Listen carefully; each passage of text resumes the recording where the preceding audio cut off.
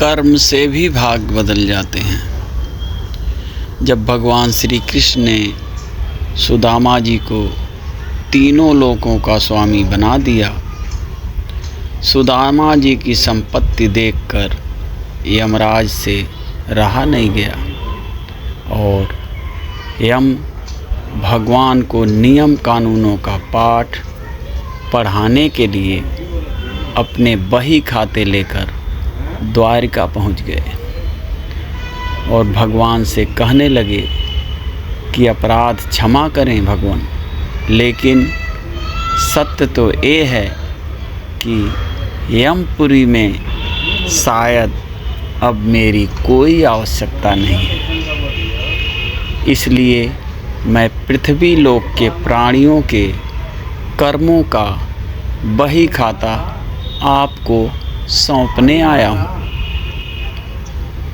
और इस प्रकार यमराज ने सारे बही खाते भगवान के सामने रख दिए। भगवान मुस्कुराए और बोले, यमराज जी, आखिर ऐसी क्या बात है जो इतना चिंतित लग रहे हो। यमराज कहने लगे कि प्रभु, आपके क्षमा कर देने से अनेकों पापी एक तो यमपुरी आते ही नहीं, वे सीधे ही आपके धाम को चले जाते हैं। और फिर आपने अभी अभी सुदामा को भी तीनों लोक दान दे दिए, सो अब हम कहाँ जाएं।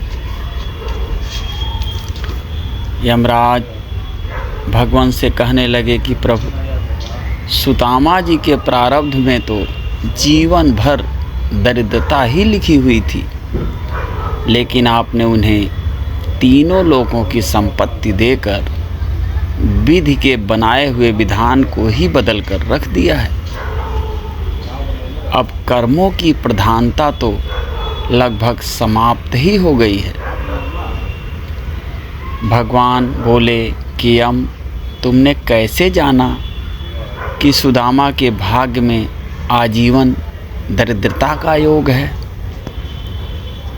यमराज ने अपना बही खाता खोला तो सुदामा जी के भाग्य वाले स्थान पर देखा तो चकित रह गए।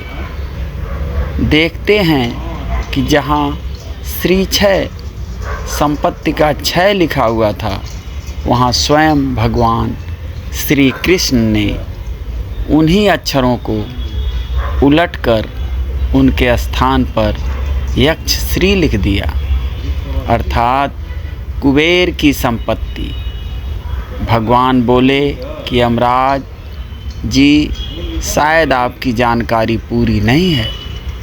क्या आप जानते हैं कि सुदामा ने मुझे अपना सर्वस्व अर्पण कर दिया था, तो मैंने तो सुदामा के केवल उसी उपकार का प्रतिफल उसे दिया है। यमराज बोले कि भगवान, ऐसी कौन सी संपत्ति सुदामा ने आपको अर्पण कर दी, उसके पास तो कुछ भी नहीं। भगवान बोले कि सुदामा ने अपनी कुल पूंजी के रूप में बड़े ही प्रेम से मुझे चावल अर्पण किए थे, जो मैंने और देवी लक्ष्मी ने बड़े प्रेम से खाए थे।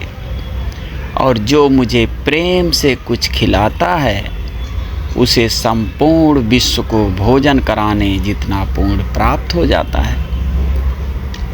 बस उसी का प्रतिफल सुदामा को मैंने दिया है। ऐसे दयालु हैं हमारे प्रभु श्री द्वारकाधीश भगवान, जिन्होंने न केवल सुदामा जी पर कृपा की, बल्कि द्रौपदी की बटलोई से बचे हुए साग के पत्ते को भी बड़े चाव से खाकर दुर्वासा ऋषि और उनके शिष्यों सहित संपूर्ण विश्व को तृप्त कर दिया था और पांडवों को श्राप से बचाया था। बोलिए द्वारकाधीश भगवान की जय हो।